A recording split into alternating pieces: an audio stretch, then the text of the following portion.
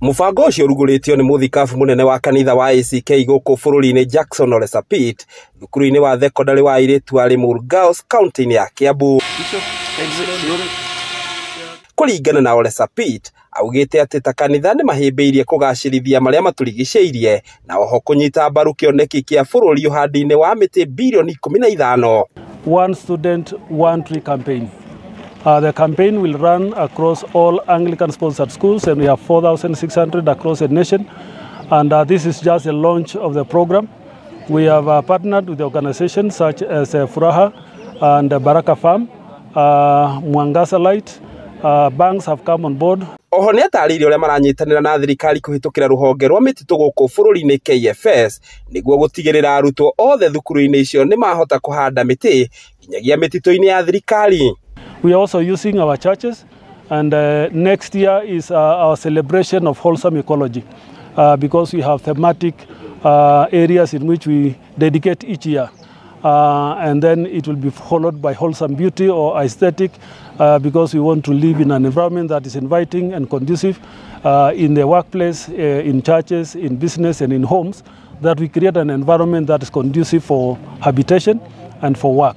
Mubango ucio urakinyanĩrio ũnyitanĩri-inĩ na honge citarĩ cia gĩthirikari oro hamwe na mabengi mamwe ma gũkũ bũrũri-inĩ. Responding to the greening cover of the nation Kenya, because we have been at under 10% for a long time, and we want to make sure that we contribute to making Kenya green as the Anglican Church.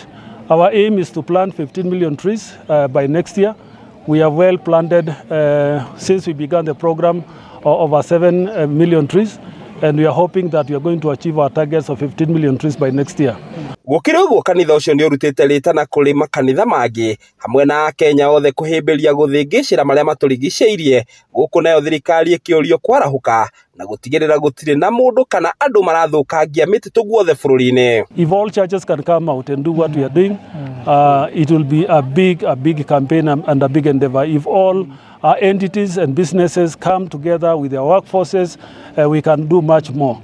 If all our disciplined forces, the army, the police, and all those who are organized and in uniform, all come out together and we do this exercise, Kenya will be green. Nĩ mũbango wa mũkĩrĩtwo na kũhĩmbĩrio nĩ arutani na arutwo gũkũ makiuga nĩ ũgũteithia mbeũ njĩthĩ aingĩ kũhĩmbĩria gũthaitĩra marĩa matũrigicĩirie. Susan Kariuki nĩ mwarimũ mũnene wa thukuru wa airĩtu wa Limuru Girls. Na tũkarĩria andũ a bũrũri wa Kenya na the world at large, tũkamera ĩno nĩyo njĩra ĩrĩa twagĩrĩirwo nĩ kuoya, o nĩguo twagĩrĩirwo nĩ gwĩka, tũtũme bũrũri witũ ũkorwo wĩ green, to reduce the amount of pollution and carbon in the atmosphere, to make us healthy, flourish, and to nurture our environment. Handũ-inĩ ha Kameme TV kuma kaunti-inĩ ya Kiambu, rĩtwa rĩakwa nĩ Njau ya Kĩnuthia.